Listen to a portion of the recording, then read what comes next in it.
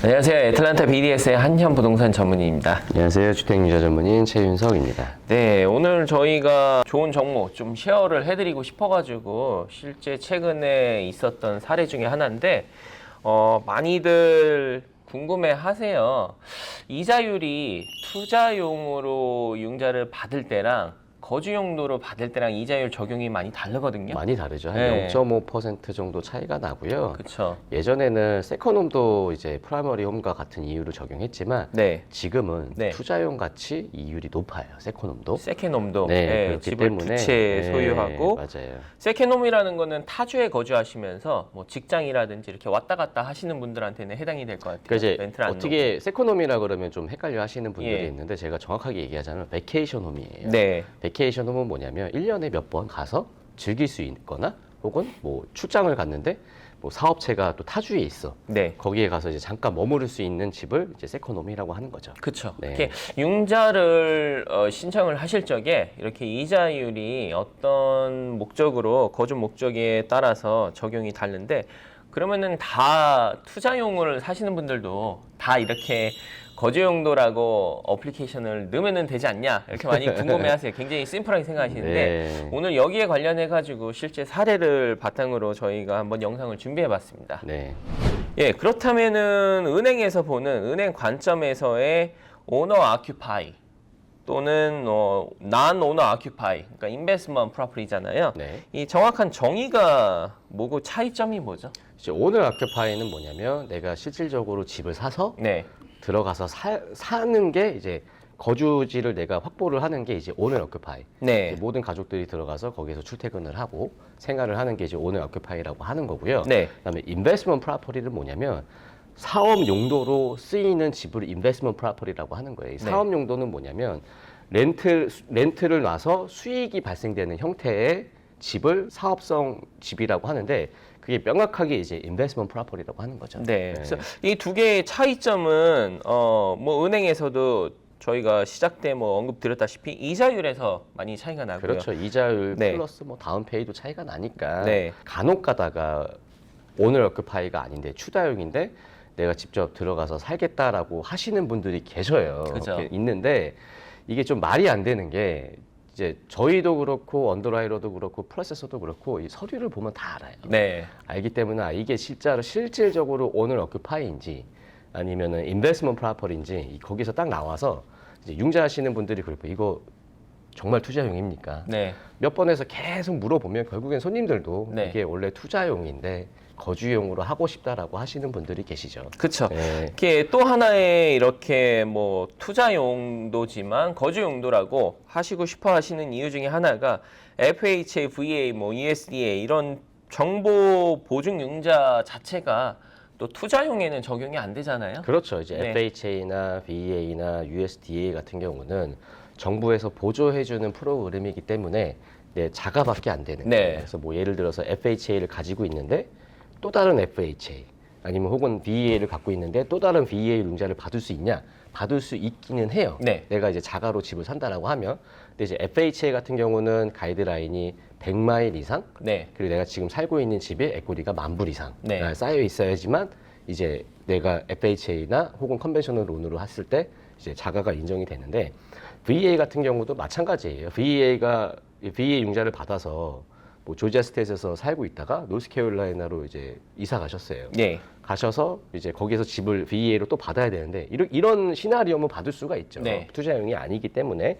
근데 이제 명확하게 얘기하자면 주정부 프로그램은 투자용, 세컨홈은 안 된다라는 네. 거죠. 네, 그래서 이런 차이점이 있다고 알고 계시면 되는데 그렇다면은 이렇게 투자 주택 구입을 뭐 투자용으로 주택 구입을 하신 다음에 클로징만 하면은 이게 다 끝이 아니냐 이렇게 간단하게 생각하시는 분이 계세요. 네. 그래서 실질적으로 뭐 이런 사례도 있을 것 같아요. 그래서, 있죠. 예, 네. 그래서 클로징 후에도 좀 아까 하신 대로 뭐 은행에서도 계속 뭐 감사 비슷하게 이렇게 적발이 되는 사례도 있고 투자용 같은 경우는 보통 이렇게 for lease 리스팅을 많이 하시잖아요. 네. 테넌트를 찾기 위해서 MLS라든지 혹은 뭐 진로 이렇게 직접 이렇게 올리시는 분들도 계시는데 이런 걸로 인해서도 많이 걸리는 찬스가 많죠. 그렇죠. 이제 예. 뭐 저희 회사는 아직도 뭐 오너 오큐파이 프라우드가 없었지만 예. 이제 시나리오는 굉장히 많이 듣죠. 이제 저희 뱅킹 앤 파이낸스에서도 많이 뜨고 하는데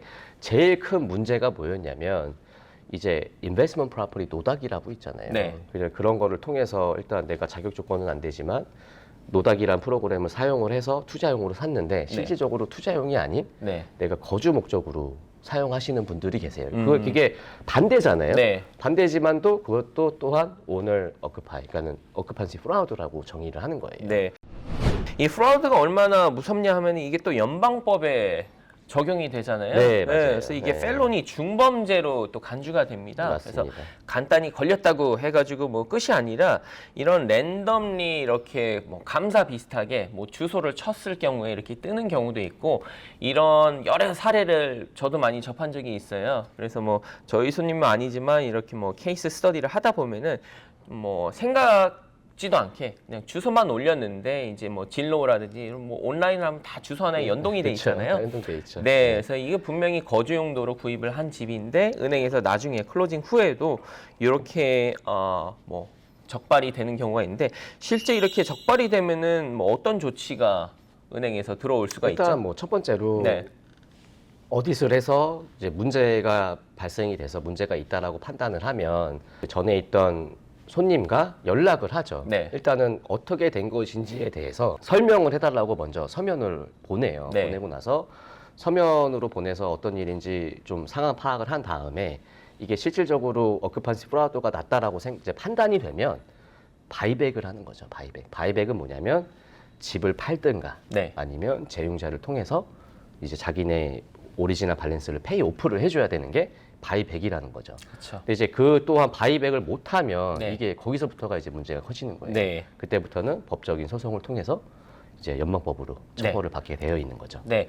이 바이백이라는 게 말이 바이백이지 말이 뭐 다시 뭐 페이오프를 하라는 얘기잖아요. 그러니까 결국엔 페이오프 하라는 얘기죠. 네, 빌려준 융자 다 갚으라. 그렇죠. 일정 기간 안에 네. 이렇게 갚으라는 건데 이게 쉽지가 않아요. 쉽지가 않아요. 예, 네. 그래서 이 과정에서도 뭐 부동산 뭐 커미션이라든지 또 익스펜스가 발생이 되고 여기서 또한 또 손해가 발생하게 되기 때문에 분명히 이게 바이백이라는 게 뭐 쉽지 않은 상황일 것 같은데 그렇다면 왜 몰기지 렌더 쪽에서 이런 거를 상관을 하고 아니면은 뭐 페이먼만 잘 내면 되지 않냐 이렇게 생각하시는 분들도 많이 계세요. 네. 네, 이게 뭐 특별한 이유가 있나요? 은행에서? 그러니까 이게 정해놓은 가이드라인인 거죠. 네. 거주 목적을 처음부터 속이지 말아라. 왜냐하면 거주 목적에 따라서 이 속이는 사람이 이익을 취득을 할 수가 있는 거잖아요. 네. 뭐 예를 들어서 인베스먼인데 프라머리로 사가지고 이자에 대한 이득을 취한다거나 네.